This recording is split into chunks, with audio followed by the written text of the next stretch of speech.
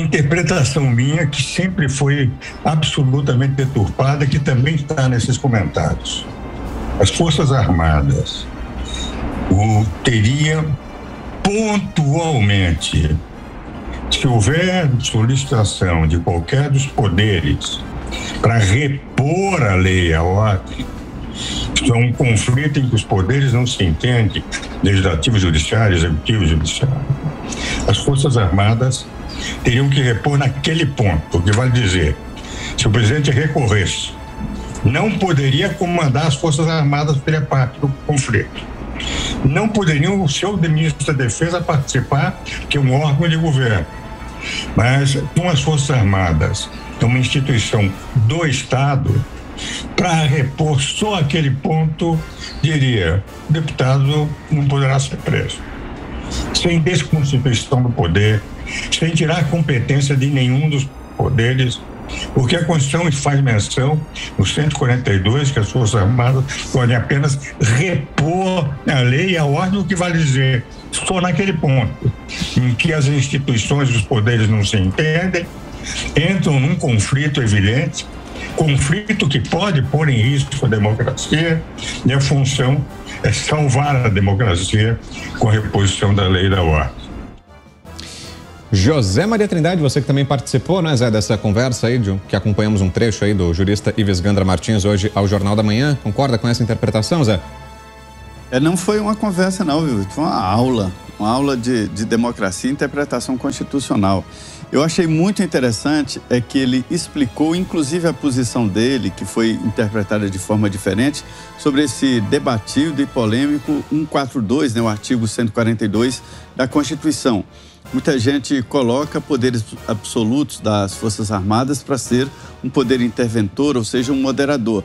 Não é assim, mas existe sim a possibilidade de intervenção das Forças Armadas. Ele coloca ali com maior sensibilidade o maior detalhe onde entra as Forças Armadas. Em caso de conflito de poderes, é o caso, por exemplo, do Supremo mandar prender Daniel.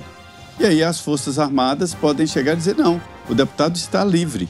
E aí a intervenção nesse ponto. Não é um governo paralelo, não é a instalação de um novo governo. O presidente não comandaria esse processo das Forças Armadas, o presidente da República, segundo o professor Ives Gandra, né? Que é uma interpretação que eu considero muito boa e muito pragmática. E pronto, faria uma intervenção pontual, né? E durante essa entrevista aí de hoje de manhã, no Jornal da Manhã, ele fala inclusive da plena possibilidade do presidente assinar sim um decreto de graça, né, individual, como fez com Daniel Silveira. O presidente tem essa competência e ele explica ponto a ponto do artigo 84, né?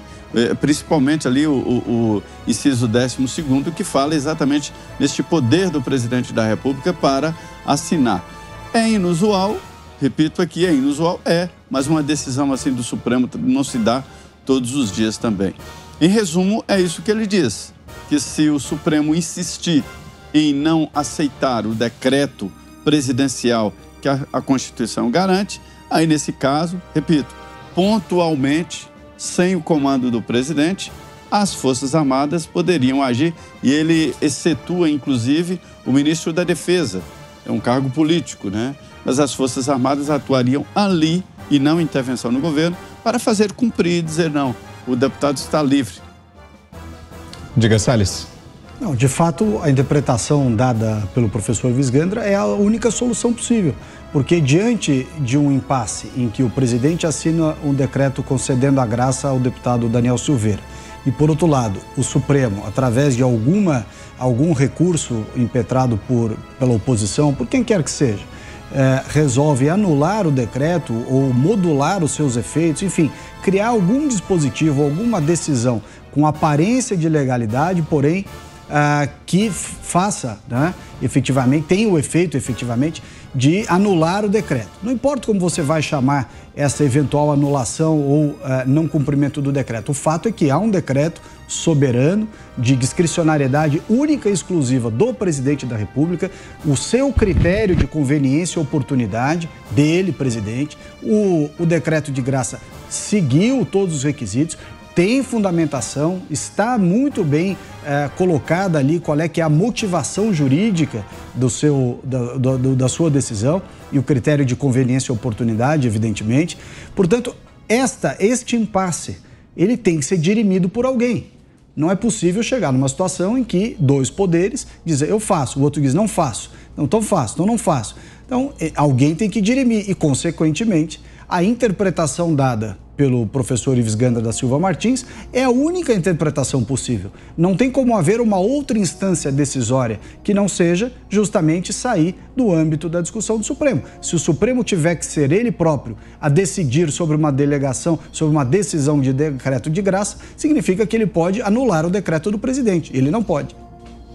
Diga, Ana.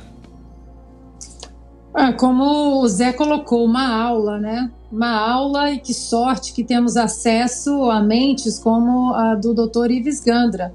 Eu recomendo muitíssimo o programa que ele fez junto com a doutora Tameia Danelon, a deputada Janaína Pascoal, com o nosso querido mestre Augusto Nunes, direto ao ponto. E eles ali expõem, né, também fala de todo o respeito que ele tem pelos ministros, mas de como todo esse processo relacionado ao deputado Daniel Silveira é absolutamente inconstitucional do início ao fim. Então, agora nós vamos ter que... Interessante que quando o doutor Ives Gandra falava bem, e ainda fala, né, dos ministros do STF, as pessoas misturam muito as coisas, né, misturam muita emoção com a parte técnica, e a essa altura do campeonato, já que o STF ignora completamente a parte técnica da nossa Constituição, né, o único norte possível no Brasil, com todas as falhas que a nossa Constituição tem, ainda tem que ser o único norte, o doutor Ives Gandra, ele vem colocar os pingos nos is e mostrar que o lado jurídico aí do Brasil, a Suprema Corte do Brasil, ela tem que pensar com pragmatismo, respeitar as leis, a letra fria da lei, né? E não com o fígado. Hoje o que nós temos são ministros ali completamente tomados pela emoção, tomados pela paixão, pela raiva do presidente Jair Bolsonaro, e isso é uma receita perigosa, não é, Vitor?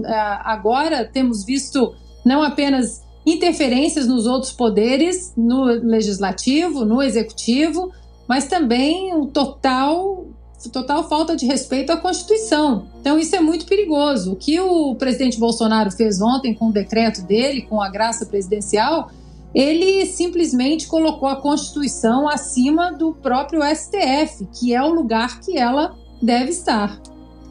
Fiuza. Nós estamos vendo essa escalada, né, Vitor? Essa escalada de provocação. Isso não é um juízo aqui abstrato que eu estou fazendo, isso é uma constatação.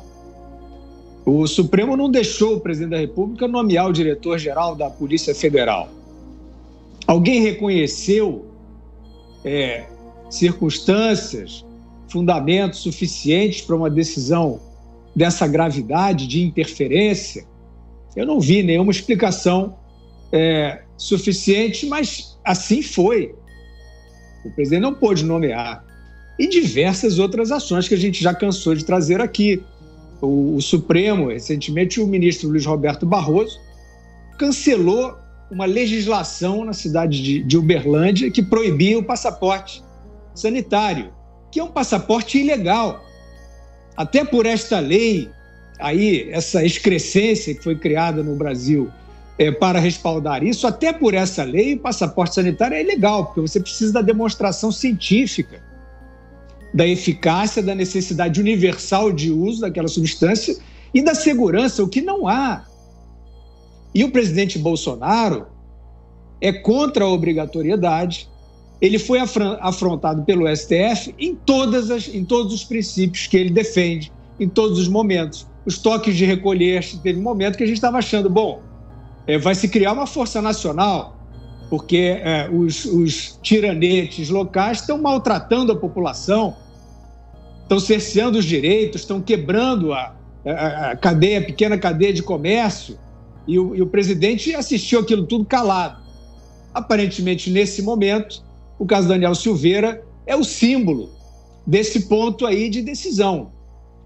O Supremo Tribunal Federal tem a oportunidade, volto a dizer, de perceber que se ele vier com uma liminar voadora, dessas que a rede pede e ele dá, ele vai estar comprando uma briga deste tamanho aí, que é